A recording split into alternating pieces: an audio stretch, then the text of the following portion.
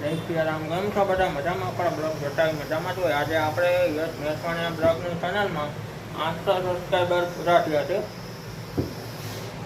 અને આ તમારા બધાનો પ્રેમ અને સપોર્ટથી આપણે 800 સબસ્ક્રાઈબર સુધી પહોંચ્યા છીએ.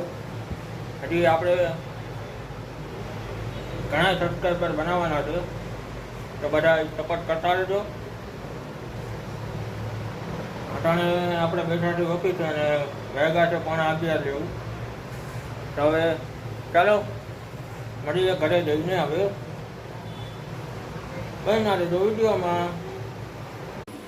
આજ તો ભાઈ મારા મમ્મીનો જન્મદિવસ છે.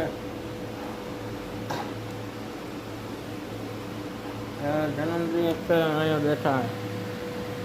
અહીં કેટલા વર્ષ થયા તને?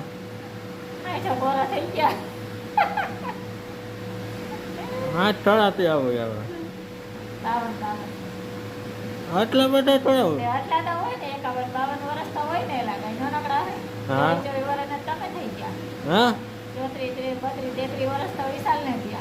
હવે મને 25 નું દેશે. હા,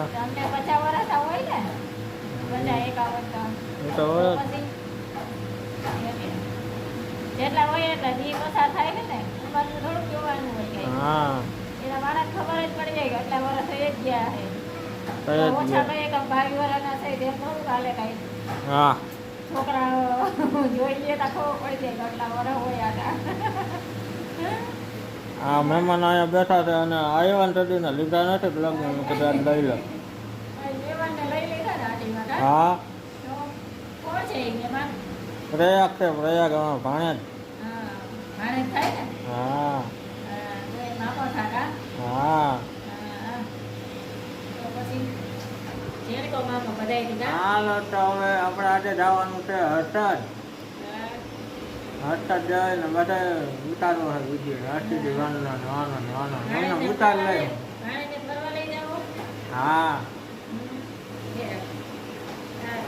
દર્શન કરજો અમારા વતી. હા, હર્ષદી માના. હવે તો કરી દેવાનું.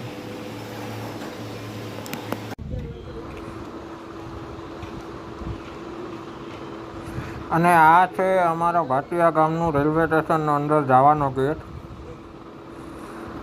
અને આ છે એનો અંદરનો નજારો, જે ખૂબ જ સરસ છે.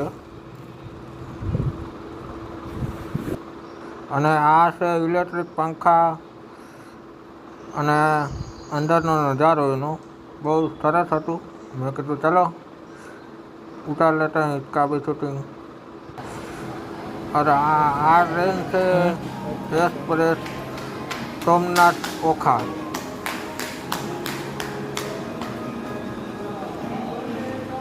જે અમે બેઠા હતા ને ત્યાં આવી હતી. મેં કીધું થોડો ઉતાર લઈ.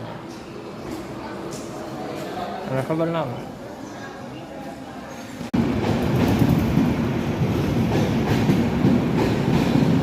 આજે આપણો વિડીયો આવી જશે યુટ્યુબમાં, તો બધા જઈને જોતા આવજો. બાકી આપણો વિડીયો ગમે તો લાઈક કરજો, શેર કરજો, કમેન્ટમાં જણાવજો કેવો લાગ્યો વિડીયો. બાકી કેમ છે મારા કલેજા? મજામાં? હવે ચાલો મળીએ બીજા નવા બ્લોગમાં.